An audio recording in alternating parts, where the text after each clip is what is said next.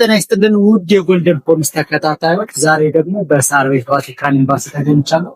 በመሃል አዲስ አበባ ከቫቲካን ኤምባሲ አጠገብ ሳር ቤት ቫቲካን ኤምባሲ ጋር እየተገነባ ያለው የጀምቦሮ ሪል ስቴት ምን ይመስላል የሚለውን አብረን የምናይ ይሆናል። ጀምቦሮ ሪል ስቴት ከዚህ በፊት በቦሌ ቡልቡላ 4 ሳይቶችን ገንብቶ ያስረከበ ሲሆን አሁን ደግሞ 5ኛው ፕሮጀክት 90% አጠናቆ ለሽያጭ አቅርበዋል። እንዲሁም ሳር ቤት ቫቲካን ኤምባሲ የግንባታ ደረጃው 6ኛ ላይ የደረሰ ይህ 7ኛው ደግሞ በዚህ መልኩ እየተሰራ ያለ የመኖሪያ ቤት እና የንግድ ማዕከል ነው እያስተዋወቁ መገኘው። ጀምቦሮ ሪል ስቴት ይህን አፓርትመንት ሲገነባ ከስር 4 ቤዝመንቶች ለመኪና ፓርኪንግ የሚያገለግሉ ይሆናል።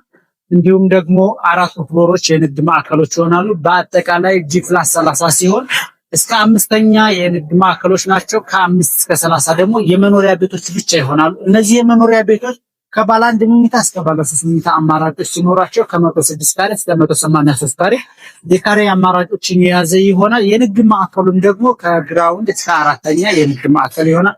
ይህ የንግድ ማዕከል ከ17 ካሬ ጀምሮ እስከ 27 ካሬ በፈለጋችሁ ስታንዳርድ መርጃ አድርጋችሁ የንግድ ማዕከሉን መግዛት ትችላላችሁ። ለሱፐር ማርኬት፣ ለጂም፣ ለስፓ፣ ለፀጉር ቤት እንደዚሁም ደግሞ ለተለያዩ ሾፕ አሚኒቲዎች የሚያገለግል የንግድ ማዕከል ነው እየገነባን የምንገኘው።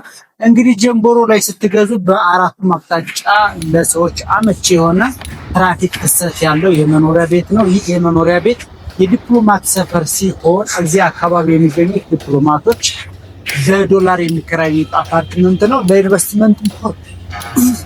ለኢንቨስትመንትም ሆነ ለመኖሪያ ተመራጭ የሆነ ሳይት ነው።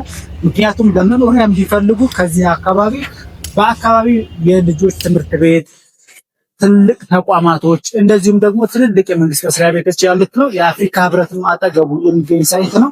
እንዲሁም ደግሞ ለማከራየት ቢፈልጉ በአካባቢው ከ30 በላይ ኤምባሲዎች የሚገኙባት ሳር ቤት ላይ ነው የሚገኘው።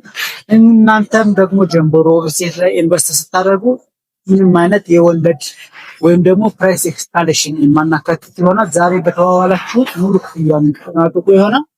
ከዚህ ላይ ጀምቦሮ ሪል ስቴት ስትገዙ በ10% ቅድመ ክፍያ ሆኖ ቀሪውን በአመቺ አከፋፈል ስርዓት በ10 ዙር የምትከፍሉ ይሆናል። ጀምቦሮ ሪል ስቴት ቤተሰብ ሁኑ እያል ስለተከታተላችሁኝ ከልብ አመሰግናለሁ። ጎልደን ፖሊስን ሰብስክራይብ በማድረግ ቤተሰብ ሁኑ እያል ዛሬ የነበረን ቆይታ በዚህ መልኩ አጠናቀናል። መልካም ቆይታ ይሁንላችሁ። አመሰግናለሁ።